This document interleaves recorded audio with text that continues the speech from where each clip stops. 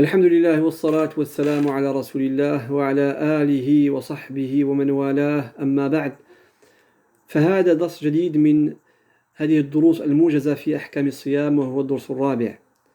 Donc, mes chers frères et sœurs, j'espère que vous allez bien. Ceci est le quatrième cours de ces cours résumés qui concernent les règles du jeûne, étant donné qu'on est à l'approche de ce mois béni, le mois de Ramadan. Donc, avant, on avait vu les conditions du jeûne. Également, on a vu hier les piliers du jeûne. Donc, سبق لنا أن رأينا شروط الصيام، شروط الوجوب، وكذلك شروط الأداء والصحة. رأينا فرضي الصوم وهي النية والإمساك عن المفطرات. Donc, on avait vu donc, les conditions du jeûne, les conditions qui rendent le jeûne obligatoire, aussi les conditions qui rendent le jeûne valable. Et on a vu hier les piliers du jeûne, à savoir l'intention, et puis aussi de s'abstenir de tout ce qui annule le jeûne. اليوم إن شاء الله سنرى الحالات التي يجب فيها أو يستحب الفطر. Aujourd'hui, on va voir les 6 cas où soit on est obligé de ne pas jeûner, ou bien il est recommandé de ne pas jeûner. وهي 6 حالات. Donc 6 حالات. الحالة الأولى للمرأة الحائض والنفساء، فيحرم على الحائض والنفساء أن تصوم، وإذا صامت فهي آثمة ويجب عليه القضاء. فالمرأة الحائض لا تصوم ولكنها تقضي، لأن أمنا عائشة قالت كنا نؤمر بقضاء الصوم ولا نؤمر بقضاء الصلاة. هذا على هدي رسول الله صلى الله عليه وسلم. Donc le premier cas où il est obligé, il est interdit de jeûner, c'est pour la femme qui a ses menstrues ou ses lochis. Donc dans ce cas-là, il est interdit pour la femme de jeûner, mais elle doit rattraper les jours qu'elle n'a pas pu jeûner. Parce que notre mère Aïcha radiyallahu anha a dit, à l'époque du prophète, on nous demandait de rattraper les jours du jeûne qu'on a manqué, mais pas les jours de prière. Ça c'est le premier cas. الحالة الثانية المريض أو المسافر يستحب له أو يجوز الفطر له. يجوز الفطر للمريض والمسافر. Il est permis aux malades et aux voyageurs de ne pas jeûner. Mais ils doivent rattraper donc les jours qu'ils n'ont pas pu jeûner. ما هو الأفضل للمسافر أو المريض؟ ما هو الأفضل للمسافر عفوا؟ هل الصوم أم الفطر؟ هذا بحسب الشخص. فإذا كان الإنسان يتضرر بالصوم فالأفضل له أن يفطر في سفره، وإذا كان لا يتضرر بالصوم في السفر فيجوز له أن يصوم، لحديث أبي سعيد الخدري رضي الله عنه قال كنا نغزو مع رسول الله صلى الله عليه وسلم فمنا الصائم ومنا المفطر فلا يجد هذا على هذا ولا هذا على هذا، فلا يجد الصائم على المفطر ولا المفطر على الصائم. فهذا يدل على أن الإنسان يرى ما هو الأفضل له في السفر. Donc, deuxième cas, c'est il est autorisé à celui qui est malade et aux voyageurs de ne pas jeûner.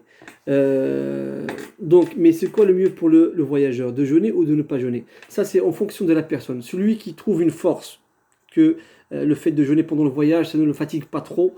Donc là, le mieux pour lui, c'est de jeûner. Mais celui qui est affaibli par le voyage, dans ce cas-là, c'est mieux pour lui, c'est de manger et de rattraper plus tard. Abu Sa'id al-Khudri, un des compagnons du prophète sallallahu alayhi wa sallam, a dit, à l'époque du prophète, on partait dans des expéditions, et parmi nous, il y a ceux qui, durant le mois de Ramadan, et parmi nous, il y a ceux qui jeûnent et d'autres qui ne jeûnaient pas. Et personne ne blâmait l'autre. Personne ne faisait de reproche à l'autre. Personne ne disait à celui qui jeûnait pourquoi tu jeûnes alors qu'on est en voyage, et l'inverse. Donc, il est permis aux voyageurs de ne pas jeûner. Quel est le voyage qui autorise à rompre le jeûne? C'est un voyage qui dépasse les 90 km et qui est connu dans les habitudes des gens comme étant un voyage. السفر الذي يبيح الفطر هو السفر الذي يتعدى 90 كيلومترا أو 90 كيلومترا، والذي يعرف هو في عرف الناس سفر، لأن في زماننا هذا قد تكون مسافة 90 كيلومتر ولكن لا تعتبر سفرا. Donc, parce qu'il se peut de nos jours qu'il y a 90 km, mais qui n'est pas considéré comme étant voyage. Donc, 90 km, c'est ça que le jeûne qui autorise, ou bien la distance qui autorise à rompre son jeûne. Donc, aussi pour le malade, celui qui est malade, une maladie qui retarde la guérison, ou bien qui augmente la maladie, dans ce cas-là, il faut que ce jeûneur rompe son jeûne. Donc, المريض الذي يعني إذا صام يؤخر البرء أو يزداد المرض فيجب عليه أن يصوم وأن يقضي بعد ذلك بعد رمضان عندما يشفى بإذن الله بعد رمضان يقضي.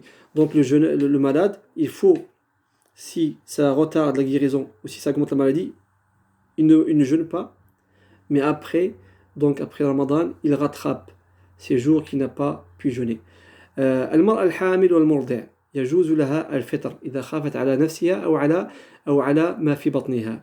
Aussi donc, parce qu'on a la femme qui est enceinte ou la femme qui allait, il est permis pour elle de ne pas jeûner s'il craint pour elle ou bien pour son enfant, et donc elle rattrape les jours, et c'est ça la vie juste, parce je ne rentre pas dans les divergences des savants, je dis simplement la vie majoritaire, mais la vie juste, c'est que la femme enceinte et la femme qui allait, uniquement elle rattrape les jeûnes, elle rattrape les jours, sans ces détails qui disent que en fonction, est-ce que elle n'a pas jeûné à cause de son enfant ou bien d'elle. Donc la femme enceinte et la femme qui allait, elle ne jeûne pas s'il craint pour elle ou pour son bébé, mais donc elle rattrape dès qu'elle en a l'occasion. Dès qu'elle en a l'occasion, elle rattrape uniquement donc les jours qu'il n'a pas pu rattraper. Donc là, jusqu'à présent, on a fait 3 cas sur les 6.